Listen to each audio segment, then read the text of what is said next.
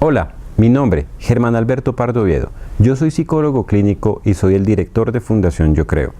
Hay un motivo de consulta que es muy frecuente que llega a la fundación. El motivo de consulta, digamos que se categorizaría como el manejo de duelo. Entendamos aquí duelo como esa adaptación emocional a una pérdida.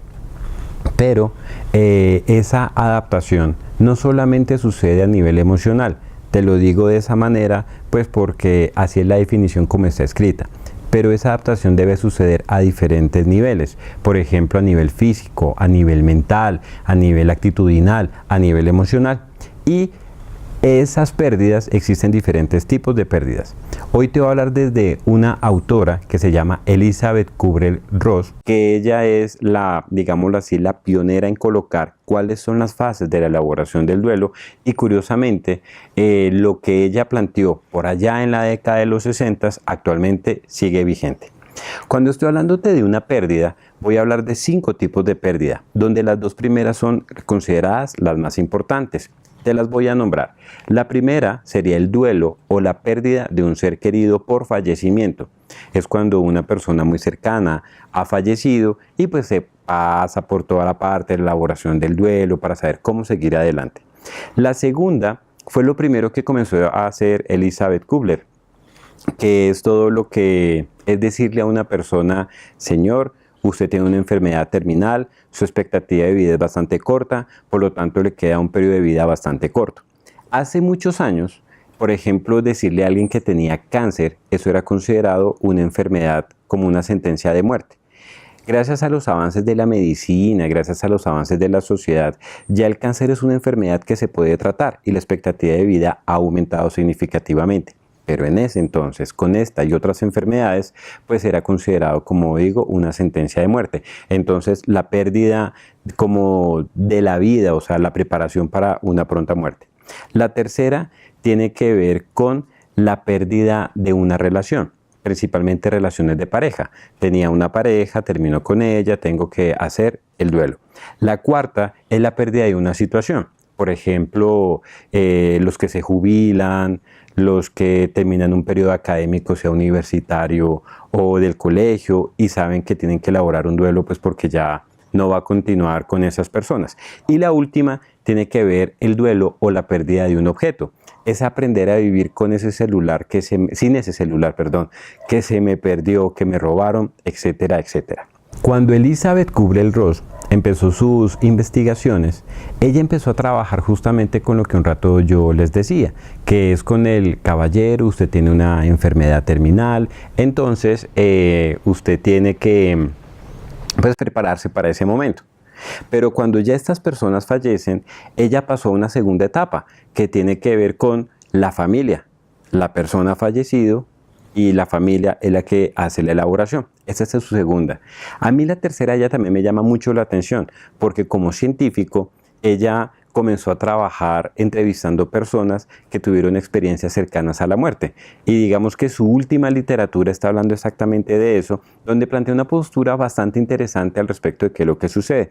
De hecho, ella tuvo una muerte inducida como de aproximadamente de 10 a 15 minutos, lo cual le generó un cambio en su visión respecto a lo que sucede en esos momentos. Las fases por las que pasa una persona son 5 según esta autora. Voy a nombrar las 5 sabiendo que la número 3, esta no es tan fácil de ubicarla, por ejemplo, en procesos de fallecimiento de ser querido, pero te las voy a nombrar porque, como te decía, estamos hablando de todos esos tipos de pérdida. Y voy a agregar una adicional que se va a llamar la número 0. Entonces, ¿cuáles serían? La número 0 sería la inminente noticia. Es cuando estoy en el hospital, sale ese médico caminando hacia mí y ya en su rostro sé que algo está sucediendo.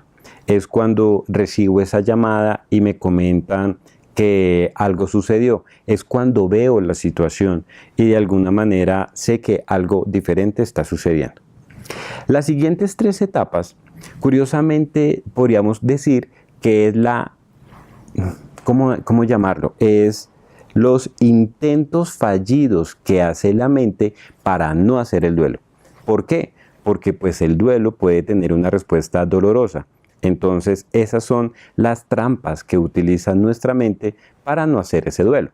La número 1 se llamaría la negación. La negación es como un segura, esto es una broma, esto es un mal sueño, este es un mal momento que va a terminar. Pero no solamente en esa no aceptación de nuestra mente, sino también en las diferentes actividades.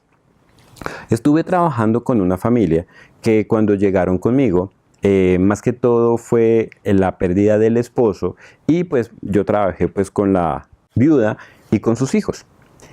A veces llegaba ella y decía, bueno, ya es momento de hacer el almuerzo. Entonces voy a empezar a fritar un pedazo de carne para mí, para mi esposo, para mis hijos. Voy a poner 4 puestos en la mesa, para mí, para mi esposo, para mis 2 hijos. Voy a hacer 4 porciones de arroz. Voy a poner 4 vasos de jugo. Voy a hacer jugo para las 4 personas.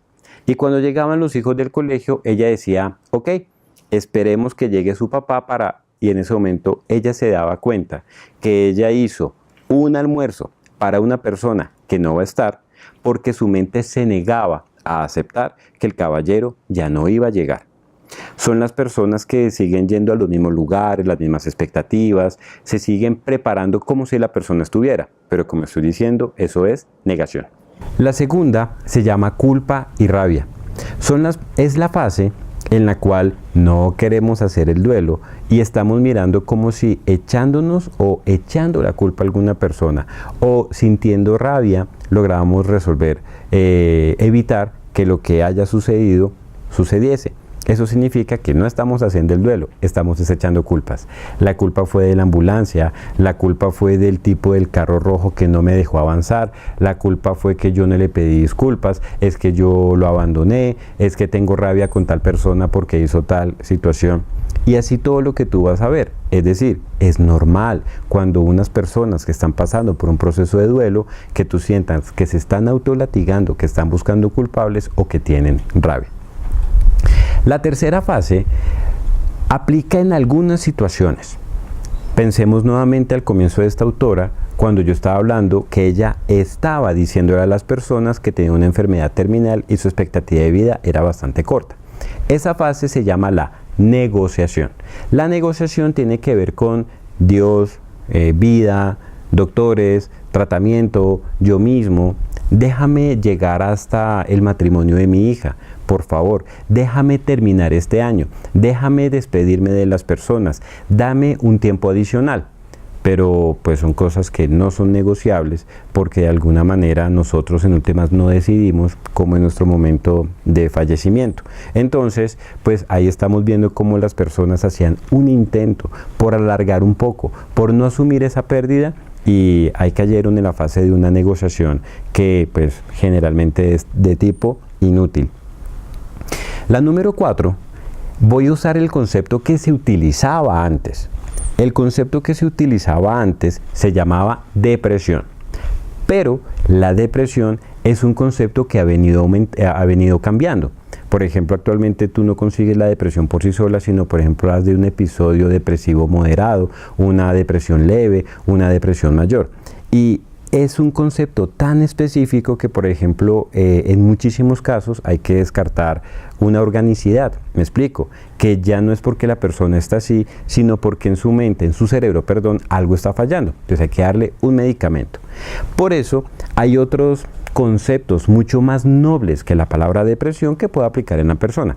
Por eso, quitando lo que antes llamaban depresión, en esa cuarta fase, voy a colocar el duelo como tal. Ya las primeras 3 fases, la negación, la culpa, rabia, la negociación, no sirvieron. Entonces nos vamos a meter de frente en la elaboración del duelo. Se siente triste, la sensación de desolación, la preparación para el cambio. Ahora, ¿cómo va a continuar con la vida? Yo no me atrevo a ir a tales lugares porque me recuerdan a la persona. Siento que perdí proyecto de vida, etcétera, etcétera. Ahí estamos trabajando el duelo como tal. Y la última ya sería la aceptación, que es el aprender a vivir con la idea de aquello que he perdido y que puedo continuar con mi vida. Hay diferentes maneras en que las personas manejan el duelo. Por ejemplo, algunas personas entran automáticamente a hacer su duelo y todas las diferentes decisiones y vivencias que tienen le ayudan a enfrentarse a la realidad. Por ejemplo, si es el caso del fallecimiento de una persona, pues el ataúd. Si es el tema de la jubilación, pues el efectivamente despertarme y saber que no voy a ir al trabajo, entonces hoy no sé qué voy a hacer. Es el darme cuenta que hoy si me encuentro con la persona que era mi pareja, pues ya no lo voy a hacer. Si miramos cómo las personas lo están manejando, entonces aparece una palabra que se llama la resiliencia, que es la capacidad de recuperación que tiene una persona de una situación. Hay algunas otras cosas. Por ejemplo, algunos dicen, no, pues es que si usted está en fase de duelo, la idea se supone es que se la pase llorando. No necesariamente. El llanto es un desahogo emocional, pero otras personas no necesitan ese tipo de desahogo, ni tampoco lo necesitan de esa manera. Hay otras personas, por ejemplo, que en casos de fallecimiento son los que asumen una posición alfa, dominante, que son los que de repente están ahí, le avisan a la familia. Hay algo que las funerarias hacen bastante bien, pero pues igual es una situación algo incómoda, ¿no? Como diciendo, mire, lamentamos la pérdida que usted ha tenido, pero necesitamos firmar unos papeles, decidamos dónde lo vamos a tener, en qué tipo de velación vamos a entregar. Y son las personas que tienen que tomar esas decisiones. Vamos o no a contratar un buzo adicional, dónde lo vamos a llevar, etcétera, etcétera. Esas son personas que, por ejemplo, están llevando a otros en brazos y que suele suceder que cuando ya todos están bien, son las personas que inician su duelo.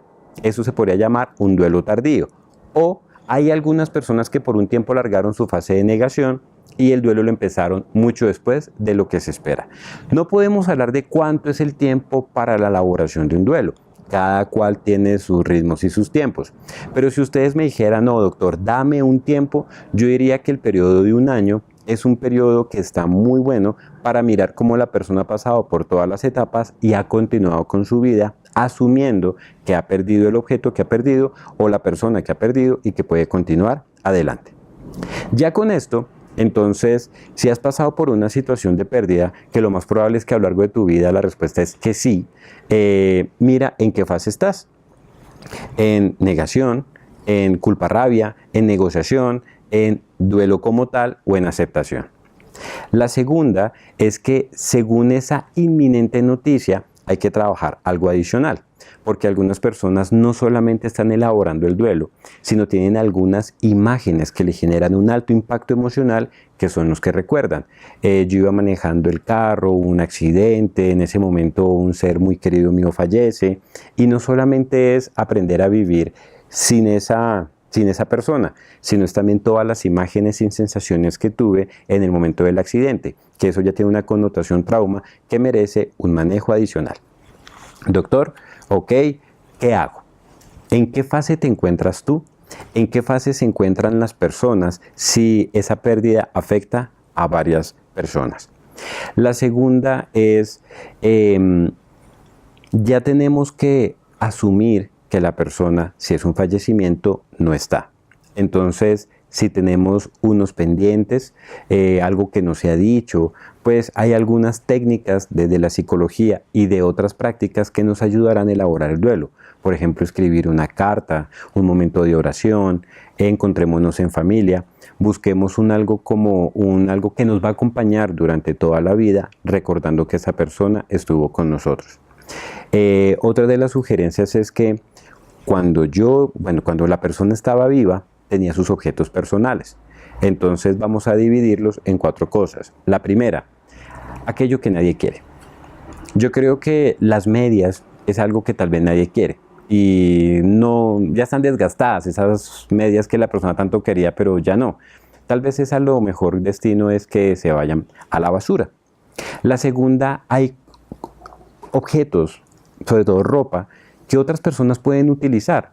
Entonces vamos a cogerlo y eso es algo que nos sirve mucho para la elaboración del duelo y lo vamos a donar a personas que les va a servir, que le van a hacer buen uso de estas pertenencias, de estos objetos que la persona utilizaba y que ya no necesita. La tercera es, hay algunos objetos que ya sabemos que tienen dueño. Este reloj Sé que a él le hubiera gustado que tú lo tuvieras. Le entregamos las cosas a su legítimo dueño.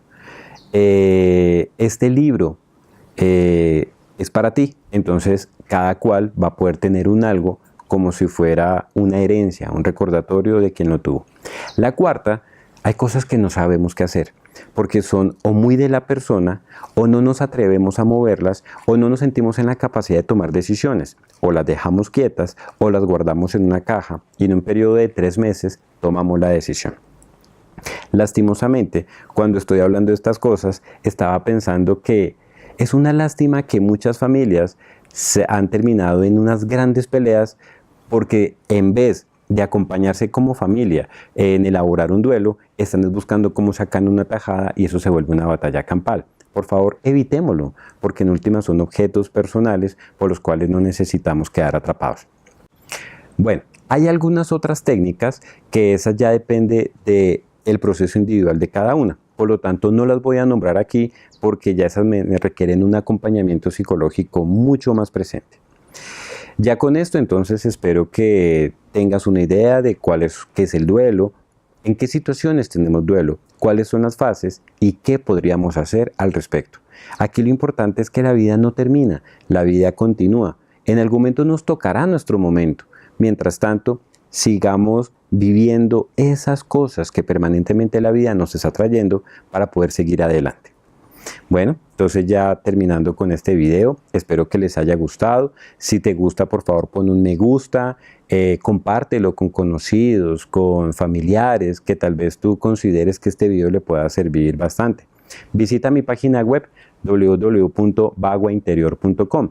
Allí vas a encontrar algunos procesos que se hace de crecimiento, de formación en las personas. También te recomiendo que visites la página de la fundación www.fundacionyocreo.com. Allí aparecen procesos de pareja, pautas de crianza, con jóvenes y algunos otros temas que te podrían interesar. Suscríbete a este canal, ya que eso permite asegurar que te van a llegar los videos que estamos subiendo periódicamente. Bueno, espero que pasen un resto de día muy bueno y hasta luego, hasta un próximo video. Chao.